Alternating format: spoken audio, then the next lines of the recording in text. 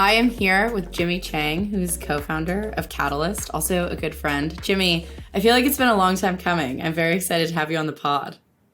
Yeah, definitely. I remember you released your first episode what is it, like 2 years ago or something? Which is Yeah, insane. and I was listened to a bunch of them for a while, and then and happy to finally be here and chatting with you formally. We chat informally all the time, but yeah, super excited to be here. You're an early supporter, always, which I so appreciate of the pod and just in general, a wonderful human. I can't wait to dive into a multi-chain world, liquidity, all of the things. But before we do that, maybe you can give a little bit of background on you and how you found yourself in this weird crypto sphere.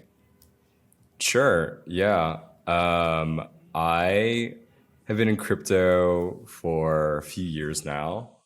Um, and it's been kind of like a winding journey, so to speak. Like definitely one that I didn't anticipate going down. But yeah, so like the story is, I want to tell you an answer that's more fun than my typical answer, Love. if you will, allow that. I'll But encourage it. Thank you. Effectively, I was out of school and in undergrad. This is in 2017. So I'm dating myself a little bit. But I didn't really know what I wanted to do. Obviously, I knew about crypto, more just like casually. And so I did something that most people kind of do when they're out of undergrad, and they don't really know what they want to do, and that's going to management consulting. So I did that, and funny enough, I was out in San Francisco, and like the first thing that I did was like basically like a crypto thing, where it was like I was like working at a bank, and I worked at a bank because I studied math, and the staffer at my company was like, "Oh, you're a math guy. Like, you probably want to work with banks." And I'm like, "No, like I'd actually prefer to work in like consumer, right? Like DTC brands and like Warby Parker and Wayfair and all that cool stuff back then." She was like, "No, you're gonna work at a bank." And I'm like, "Okay, well, I'm only gonna do that once, and then I want to go to consumer." But I joined that, and then literally like the first few weeks, I had a client be like, "Hey, like you're young." And I was like, "Okay, a good way to start the convo. Like, do you know about this like blockchain stuff?" And I was like, "I probably know more than you."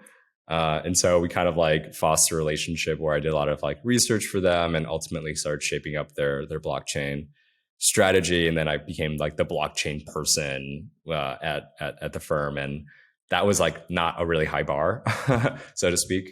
So did that for a few years, and then kind of like loved it, loved the people I was working with, loved the problem. And so I ended up joining Ripple a few years after that.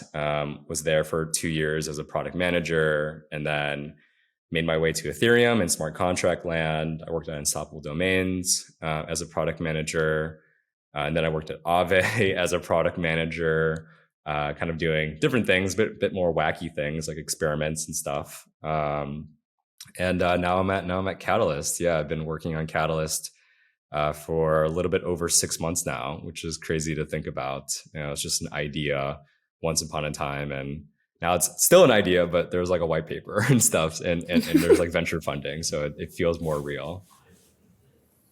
Yes, I'm very excited to dive into the vision behind Catalyst, not even just as like a specific solution, but more so like why you think it's important and interesting, which I think is maybe a good place to start actually. So, you've been in the space for a while. You're kind of like a gigabrain in a lot of different areas of the space.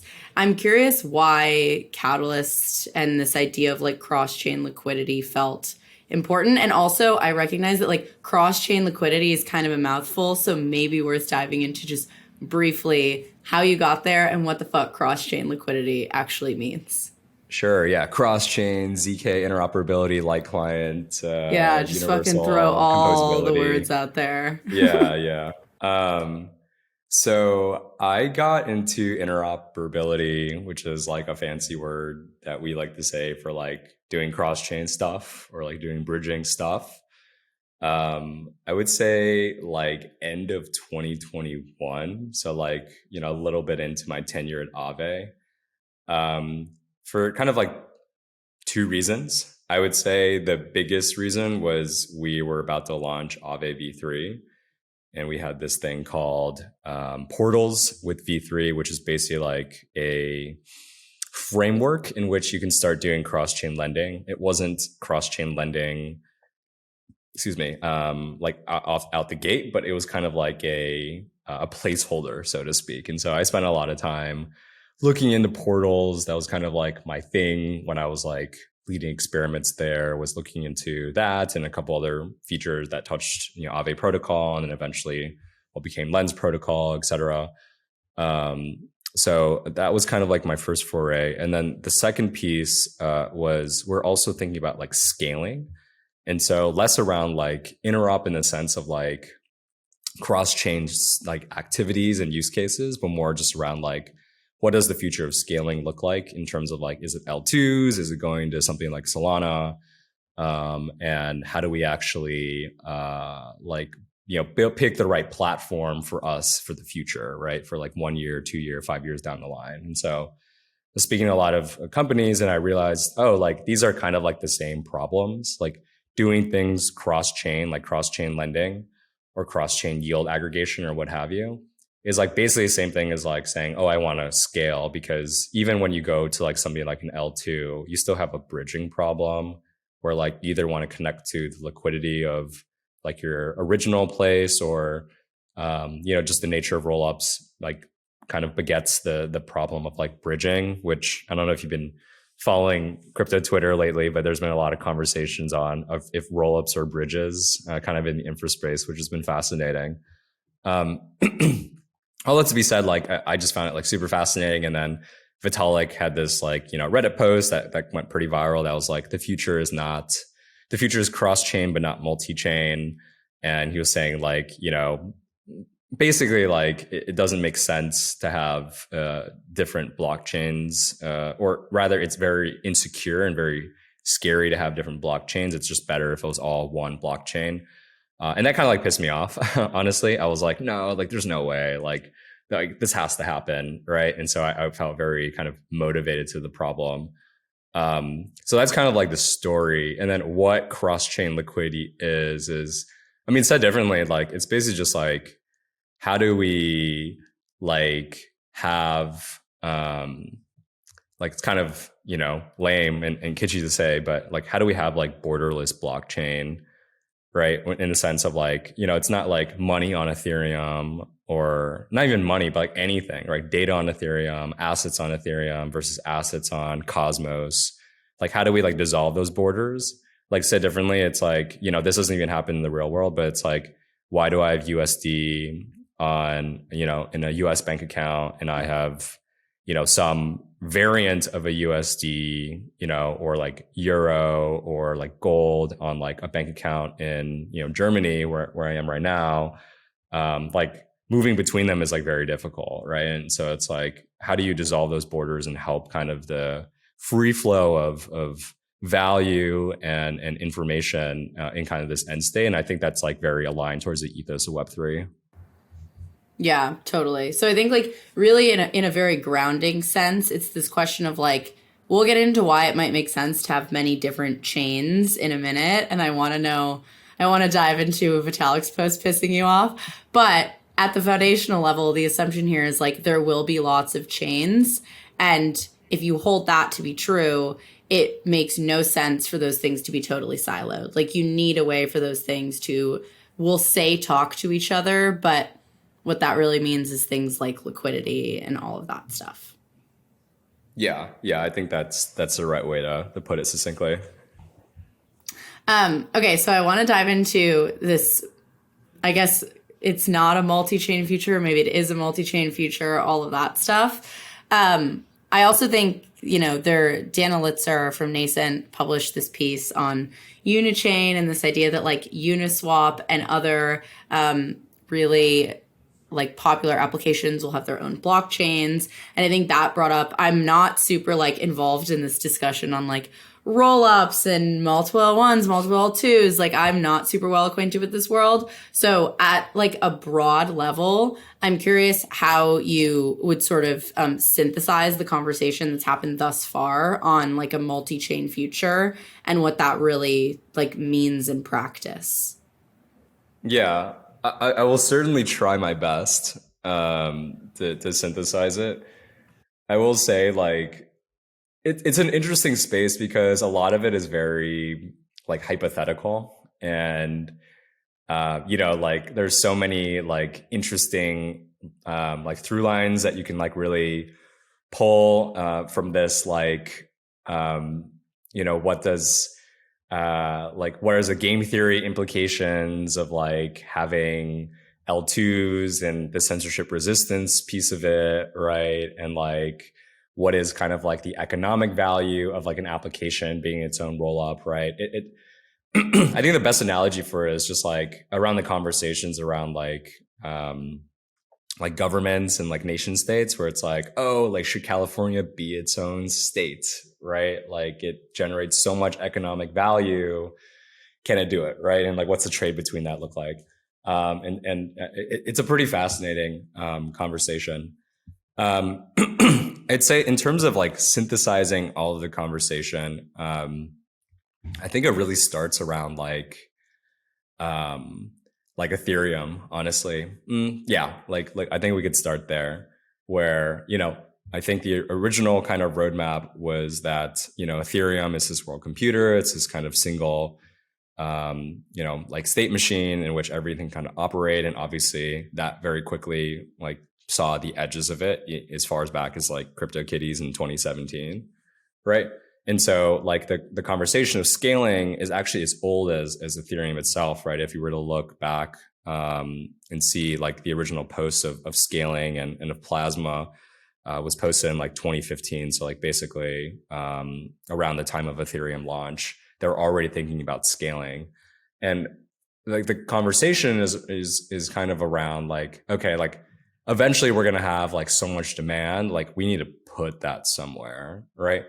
And so people kind of like go about it in different ways, but one way is that you can have roll-ups that are kind of like sitting on top of Ethereum. And so effectively like they're like different chains, but they retain the security properties of Ethereum if they like did certain things, right? I'm oversimplifying kind of the shit out of this.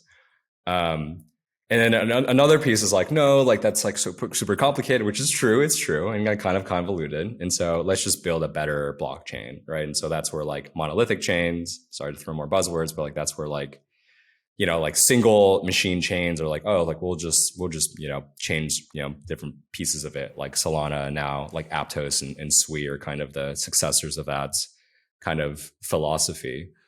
But all that to be said, like, people are trying different things all the time, whether it be rollups or even now like L3. So it's like rollups on top of a rollup on top of Ethereum. There's like app chains on Cosmos. There's rollups on Cosmos. And then you have things again like Solana and Aptos and Sui. And so my kind of thing is like, I think the world is just going to have lots of chains. I think the economics and the incentives play out where it's just going to be the case, right? Like there's that famous kind of like comic strip joke where it was like, why are there so many standards? We need a standard that like takes in all the standards. And now it's like, oh, well, now there's, instead of 16 standards, now there's 17 standards, right? So it's like everyone's trying to try and find this over encompassing thing. And I just find like that it's impossible. So you might as well just like capitulate and like try to aggregate all of them. Yeah. I mean, I think like, I like this sort of grounding in like, okay, why are there so many different chains? Well, fundamentally, most of them, at least at the core or in the beginning, we're trying to solve for scaling. Like there's only so much block space and throughput that you can actually put on the Ethereum blockchain. It's already expensive as hell. You need other types of solutions. I like this idea that like this is probably going to manifest in a bunch of different ways. And it's actually pretty hard to tell what way is going to like actually win out. And maybe it will just all be true. Like maybe we'll have L5s at some point in time, and that will just kind of be the vibe. And I have no idea what that would look like. I'm just making shit up. But like maybe it actually Everyone doesn't has their even own matter. blockchain. Yeah, Yeah. literally. Just you just have a computer and it's just your single local Yeah. computer, your own little local blockchain.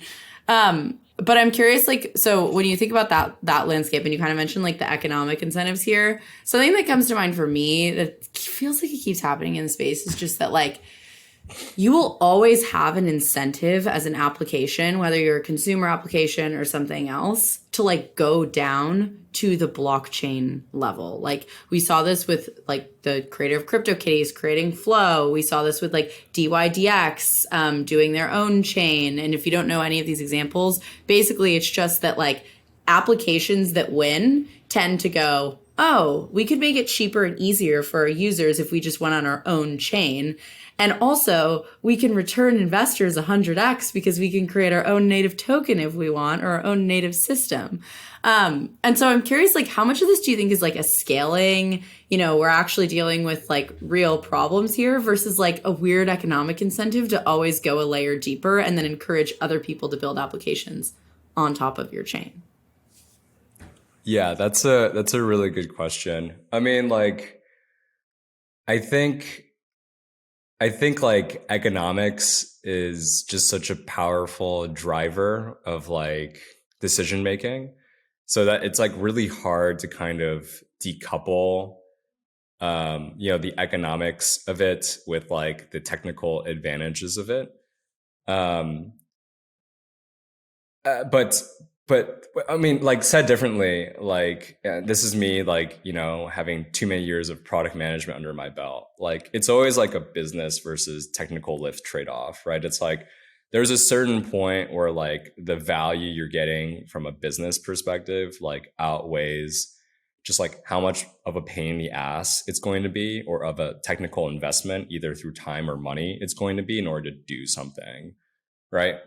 And so I think like they're really coupled together. And so the two things are really true. I think in this kind of decision to be made. So the first piece is that like when you're an app and you are generating all of this value, you realize that like you're also disproportionately paying a lot of tax into the blockchain you kind of operate into, right? And so the great examples are like Uniswap and OpenSea, of course, right? It's like they could arguably get so much more volume and therefore revenue into their protocols if they either had no gas fee, right? They're on a different blockchain with no gas fee, or even better if they were to charge their own gas fee. Right. And so the economics make sense where it's like, oh, well, like then you can just do that in your own chain. Right. And like hopefully people will move with you. I think that's the bet that DYDX is making. The second piece is that there's actually a lot of technical benefits to it too. Right. And that's around like, okay, like let's say, like with Ethereum, like there's certain rules that need to happen. Right. And if you're on your own blockchain, you can kind of alter those rules, right? It's like when you play like Monopoly with your family, right? And you're like, oh, like I don't really like that rule. Like we'll just change it, right? Because it's more fun. It's more fun. But like if you're playing with like, the national Monopoly championship, you can't do that, right? And you're like, oh, that's a bummer, but that's okay because I get to play with more people than my family. And so, but there's a benefit to that, to the customization, right? And so there's a benefit. And so when you go back to like that product decision of like, okay, like what's the economics and how's that weigh with the technical feasibility? I think historically it's been a really hard thing to do, to stand up your own blockchain, right? There's so much to do, so much. I don't even, belabor the point of what needs to kind of get into it. But now it gets way lower, right? Especially with like rollups and modular chains. Like before, it used to be like, call it like a multi-year endeavor, right? Like standing up your own validators and changing consensus and bootstrapping the security for it. And now it's like, oh, like it's just a computer that I have to spin up, like a virtual computer. And sometimes it's easy as clicking a button. You're like, click, like blockchain, thank you, blockchain is now created. And so now it's like, oh, like if I could customize all these things and get all the benefits of it, and now it's not that hard to do, like I might as well do it, right? And so that's kind of like the thought process of like a roll-up builder, essentially. Totally. Yeah. I mean, going back to like your nation state analogy, like it's just easier to be California and go, fuck it. Why would we be part of the US? Let's independently become our own, nation, and we can create our own rules and we don't have to deal with all this other bullshit. And the easier that becomes, it feels like, of course, the more you're going to start to see that happen. So I like this idea that like they're also very tightly coupled, like the economics and the technical side of things, they're both providing a ton of benefit.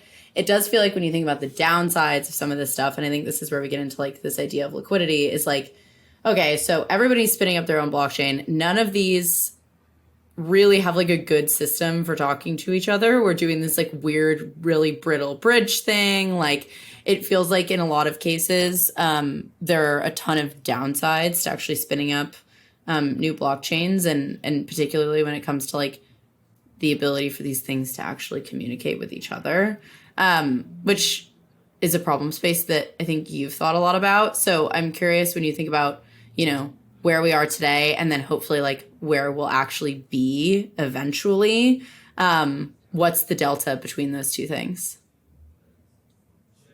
That is a really good question. Sorry, I feel like I've been saying that a lot. It's basically like my go-to filler phrase.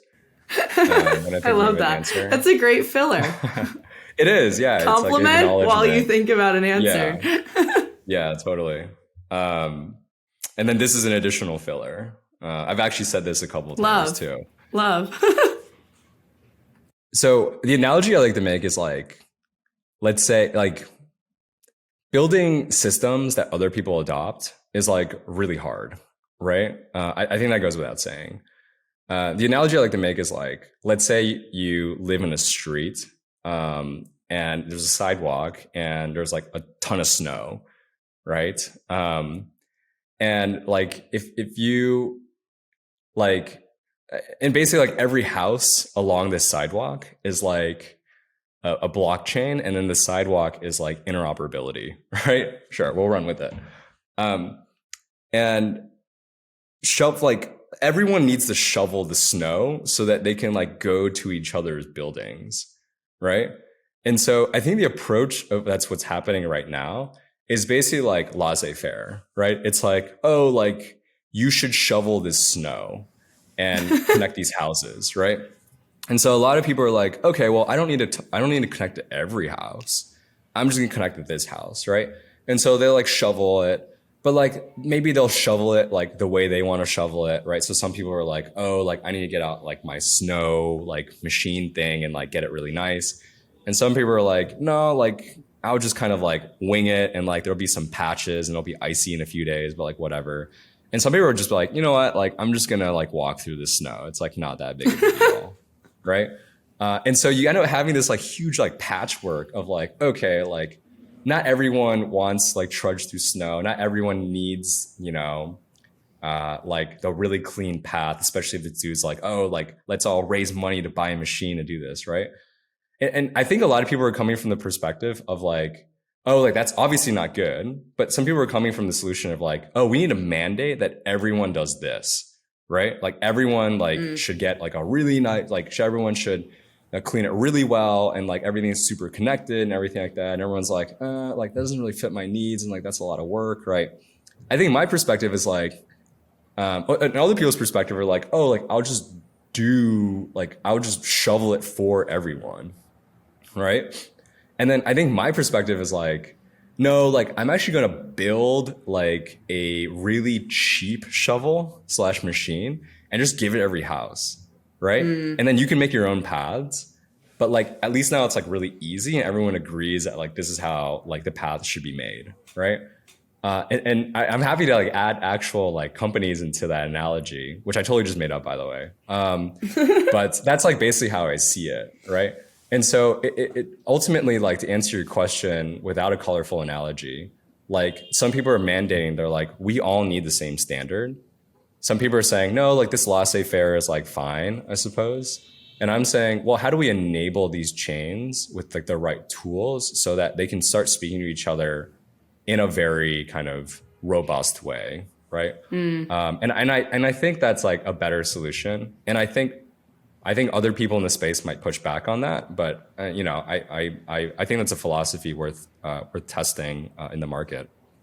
I have a follow-up question on this and I want to get more specific, but also just like something that's coming to mind is in this analogy, a lot of these chains have an incentive to get people into their house, but they actually like really shouldn't want people leaving their house. So like there's also a really interesting thing here in my mind, which goes back to like how do the economics shape the type of infrastructure that we have right now, which is just that like as a blockchain, definitely want people bridging, whether you're, I don't know, I'm calling everything a blockchain. Like I'm saying, L1s like Ethereum or blockchains. I'm saying, roll ups and all these other things. So forgive me if that's technically not the right terminology, but like you technically don't actually want people to leave. You just want to make it really easy to go in. And I'm curious if that is a dynamic that impacts any of this stuff or if it's just like, bridging or shoveling the sidewalk is sort of like a two-way road, and no matter what kind of highway you build, like it's just going to be as easy to get in as it is to get out. That's also a good question. um, Jimmy, you're making me feel like I'm the so, best question asker on well, to be on fair, Earth right now. you probably are. So funny enough, so 2 points. Funny enough, like I spent a lot of time talking to chain teams and roll up teams, and that's definitely a sentiment that I've heard, right? They're like, oh, like we like what we have right now because, we want, ultimately people want net inflow, right? Um, and funny enough, like this nation state analogy is so good. It's like immigration, right? Effectively. Hmm. But so that's one point. Like I will acknowledge that is something that people have flagged. The second point is slightly more philosophical. Like I think it's like at least overtly, it's not a good thing to say, "Hey, you can bridge in, but you can't bridge out," right? Or it's like you can bridge in easily, but you can't bridge out easily. Right. Then people are like, why do I want to go there, right? And I have a nation state analogy that will probably get me canceled, so I'm probably not going to say it. But like that's kind of like you're playing with fire when you kind of articulate like that. I can see like how tacitly you might make it much harder to leave, right? Like staking with good APYs and stuff like that that kind of like locks your liquidity or keeps you on the chain. Again, like I think the argument there is like, oh well, there's value. Like people are coming for a reason, right? There's like a user demand. That's why they're staying. But I think the reality of it is like, okay, you're like kind of keeping them there. But I think overtly, no one would ever use a chain that makes it very difficult to makes it very difficult to leave after you enter. I mean, so what this starts to remind me of that I think becomes a really interesting dynamic is like today, I think no one would overtly make a chain that makes it hard to exit in a way that's like super morally wrong, and no one would use that chain. When I picture what it looks like for 12-year-olds to be on chain, I think we're looking at a totally different dynamic where like I could completely imagine, getting people to get on a certain chain that then is actually really, really hard to get off of. And so it starts to make me wonder, like, to your point about cheap shovels, it's almost like vital that we build the sort of like ubiquitous infrastructure for bridging between chains to avoid that type of like weird arbitrage where you basically take users who don't have enough education to realize that it's going to be a pain in the ass to, get their assets or data or whatever off a chain.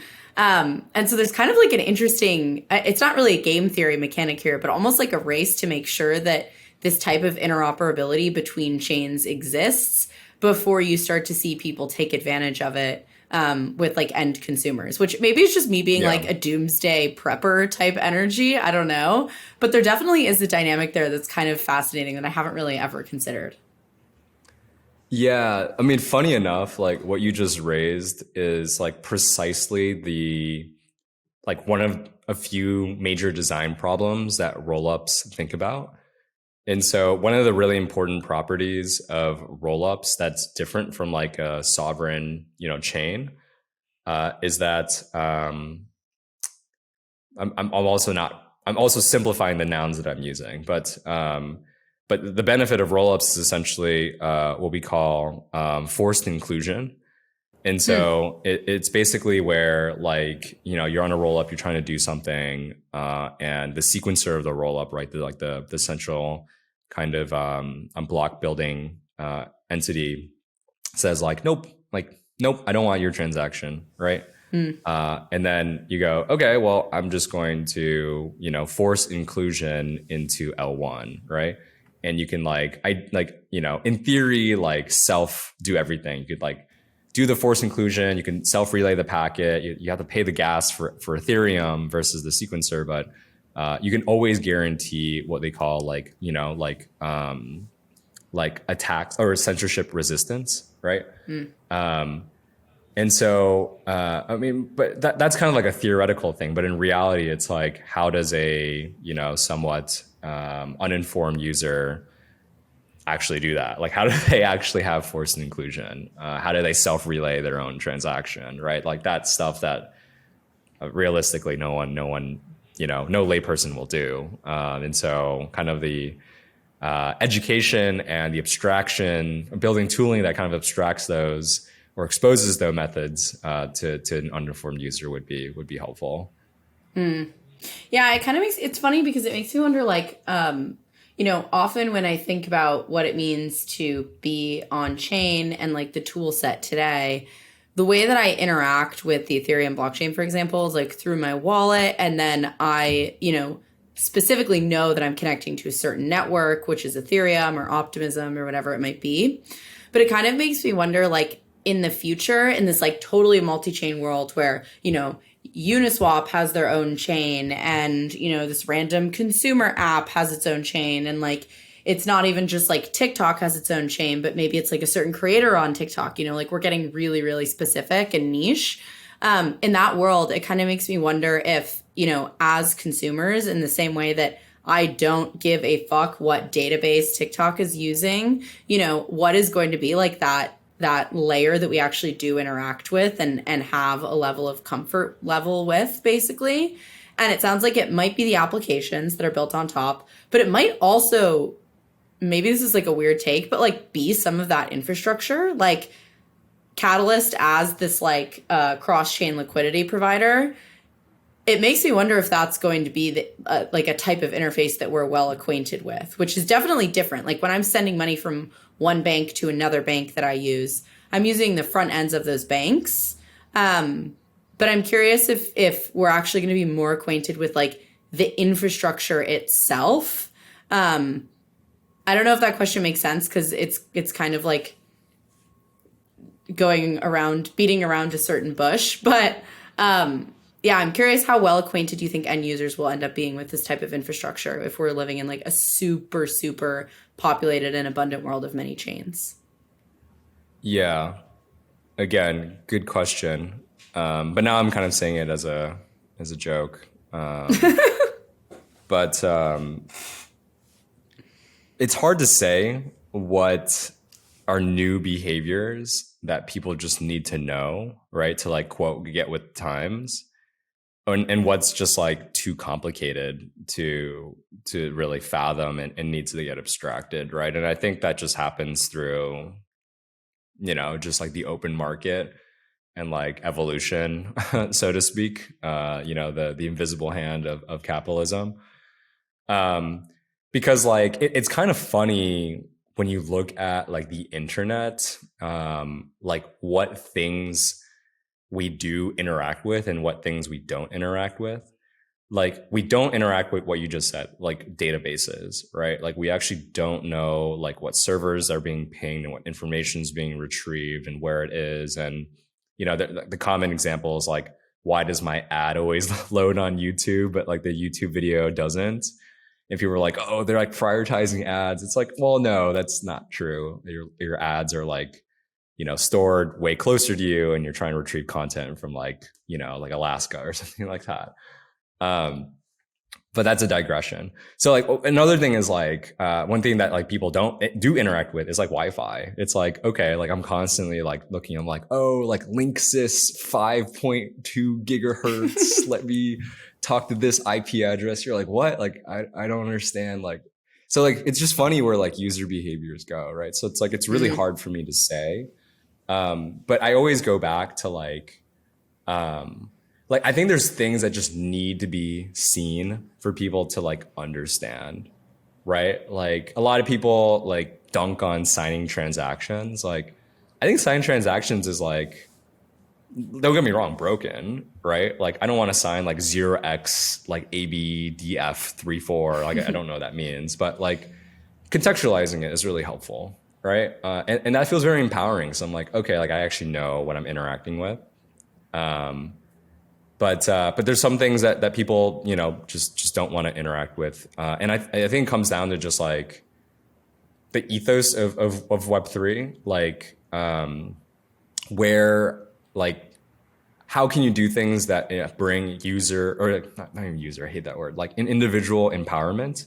But like, but how do you abstract away things that can be abstracted that doesn't lead to abuse, right? Like, things like, oh, like you use the website, but it was like not the right website and it looked the exact same. And because you didn't see the URL, and then you got like your wallet drained, right? Or like, oh, like, there was a man-in-the-middle attack and, this node got compromised and you're actually, you're signing something wrong and your wallet got drained, right? It always ends up with your wallet getting drained somehow. Like creating like ways in which people know what's happening and feel empowered to know what's happening so that they don't get kind of screwed over like that, I think is aligned with kind of the ethos of Web3. Yeah, when you think about like, I really like this framing of like, people have no idea what's going on with databases, but we're very well acquainted with Wi-Fi. I think that's such a good example of just like, it really depends on the instance and the situation. It does kind of make me think like when I think about, what you're doing with Catalyst and having like cross-chain liquidity and being able to move assets from different chains, it kind of makes me imagine that what's probably more likely than not is that in the particular instance of something like liquidity cross-chain, we basically just see these objects as existing and we probably don't care which chain they're on if these things are abstracted away well enough, which is kind of the way that the internet like should have been in the first place, or optimally would have been in the first place, where it's like you don't care that one database can't talk to another because it just kind of all works. In a similar way where you don't care that one chain wasn't able to talk to another at one point because you can just kind of move across them. And if I take that like line of reasoning to the fullest extent, it makes me wonder if we'll even think about the word liquidity in the way that we do today. Like almost in an optimal world, the notion of liquidity sort of goes away because we don't need to talk about this like abstract concept of liquidity because just everything is always liquid all the time. I'm curious if you think that's a feasible world or if there are like missing pieces there. I think it's a feasible world. I think liquidity is just kind of like a weird term that we ultimately landed on. Like before crypto, like liquidity for me meant like, I don't know, like the Fed, like really just like formal, like macroeconomic concepts, like M1 liquid money supply for an economy, right? Or something like that. And but I think if you try to boil down what liquidity is trying to accomplish, I think there's like two pieces to it. and again, this is kind of just my interpretation of it. One is security. And so like the way in which we've kind of been triangulating on solutions is through like liquidity as a form of like security, right? Or proof of stake is a different term for it. And so it's like, oh, like if this, if this network or if this protocol has more money, like it's harder for, decentralized actors to collude and kind of like, do perverse things with it, right? So people always say it's like, oh, like Ethereum has, X billion dollars secured. It's the safest / most secure smart contract protocol, right? And so that's like one piece of it. The second piece of it is basically, like said differently, like execution of like financial applications. And so it's like Uniswap, the way it's constructed doesn't really work that well if there's only $100,000 into it, right? It's like, oh, well, what if I want to swap $200,000? Well, it's like, well, then you can't do it, right? Or it's like, oh, like, Compound or Aave, like doesn't work as much without like the liquidity behind it. And so like, if you try to boil that down, like, I think you could start like stripping away like the word liquidity and you start like using it for what it's, you start like internalizing the concepts of what it's useful for. So I can kind of see that being exposed. Yeah, maybe I'll pause there if that made any sense at all. No, it made a lot of sense. I mean, it's interesting because it's totally different from the definition that I would have of liquidity when I think about it from like a consumer perspective, which is much more, I think, very much along the lines of execution. But to me, liquidity is basically just an enabler. It's about, can I do the thing that I want to do? And when I actually, like, I would never say, I mean, people do say this because of the circles that I'm in, but my friends who are not in crypto and not in tech would never be like, oh, I can easily, switch my lease in New York because liquidity for leases is just incredible. Like, no one would say that. People would just be like, yeah, there's just there's a ton of people who want to move in and out. And so I can do what I actually want to do. And I think in the context of something like cross-chain liquidity, it's similar where it's just like, I don't actually care about the state of why it's possible to do it. I just care that I can do the thing that I would like to do. And that goes on, I think, more so the execution point, though I think the security point that you make is important as well.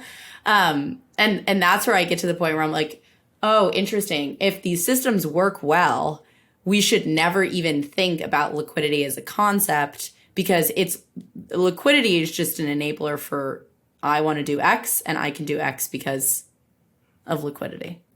Yeah, really. No, I think that's such an elegant way to frame it. Yeah, I mean, to be fair, I work in crypto and I don't say that New York has a liquid housing market. You're special, Jimmy. That's I mean, if you're anything, the exception. Like it's like illiquid in the sense that like it's kind of hard to get a place sometimes if you're leaving. But like, yeah, like that makes a lot of sense. Like people have, I mean, not to throw like, more formal nouns and stuff like that to it, but like people have like intents that they're trying to accomplish on chain, and there needs to, like, liquidity allows for kind of like a rich solver network in order to enable that, right? And then I don't know how much you've been following like the intents convo. I've actively avoided it on crypto. Yeah. Yeah, it's pretty crazy. But yeah, I agree. I think that's kind of like a good way to put it, because like then it becomes much more generalized, right? It's like, oh, there's like, ample liquidity to, there's still value associated with it. It's like there's ample liquidity for like my NFT. There's ample liquidity for, like my social community. I don't know. I'm riffing here, but yeah, I think it's a good framing. Yeah, and I feel like what ultimately a lot of this conversation is actually getting at, that I'm now realizing, is like, if liquidity enables the ability to like fulfill an intent, for example, and I'm using that in my broad abstract sense of the term, ultimately, a lot of this is really still about choice and freedom, which I think, of course, like everyone references as one of the big things that crypto provides, that like sovereignty of owning your own private keys and stuff all provides. But like if you don't have liquidity, you don't really actually have a sense of control, because whether it's that you can't take your assets to a different chain or you can't swap your uni for ETH, like a limited amount of liquidity is limiting your choice and your freedom. And so I'm curious if for you that feels like a fair way to synthesize a lot of like why liquidity matters, or if there are other pieces that feel like are important here. No, I think that's a pretty good framing. Like even if you think about a world in which, or not a world, but a scenario in which there is, so like I think you painted a really good picture for like a scenario where there's no liquidity, right? It's like you remove the choice at all, right? So it's like, you're in one chain, there's ample liquidity there, but like you try to move whatever you were doing on that chain to a new chain, there's no liquidity. Now you're stuck in this kind of original chain that limits like individual choice. I think another scenario which shows that this is kind of like a spectrum is like if there's low liquidity, right? Because then it's like, hey, like I was doing this stuff. I think I want to value this stuff at, let's say, $1,000. I want to move it back to my original kind of home chain, so to speak. And because there's not enough liquidity, I have to pay like a really, really large tax, right? Let's say they pay like $800. And you're like, wow, like that sucks. Like I'm not going to move either. But it's like less of like a removal of choice and more of like a penalization of choice, so to speak. Yeah, that's really interesting. Not seeing it as binary, but instead seeing it as this. It's almost putting, I mean, this is, of course, getting into the financialization of everything, but it puts an incentive system around choices, certainly, which actually is similarly related to the idea of spinning up your own chain or your own new nation state. It's like we're certainly creating incentive systems around choices that we perhaps have not created or explicitly stated incentive systems around previously, which is a little scary. It is scary. Yeah. And I think maybe going back to like the nation state analogy, like I think there's like moments where like you kind of like have to go back, right? And so like, for the nation state analogy, it's like remittances, right? Like migrant workers, remittances, sending money home to family. And then in like the blockchain analogy, it's like you went to a different place, you did something. Well, now you need that money back, right? Or like you need that value or the data that you that acquired there, or the credentials that you acquired there, you need it back home. Then then in a low liquidity environment, it feels very kind of predatory, right? To charge so much money, right? You're like, wow, someone sees that, like you have a very high willingness to pay, and then they kind of take advantage of that, and that's unfortunate, right? And that goes back to like the piece around like not having a borderless blockchain, right? Like having these barriers, which is kind of antithetical to the vision that I have for the future. Yeah, totally. Jimmy, one last question for you. If you had a utopian multi-chain future, you have all the different app chains, you have Jimmy chain, everything's thriving, Catalyst is helping move between these different chains. What do you think that unlocks in terms of just like human potential and the human experience? Small question.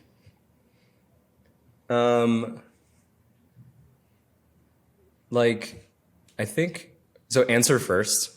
I think it unlocks a lot of expressivity and comfort. Because the analogy, again, like I always like to go back to this like home analogy with snow. Like I like having my own home.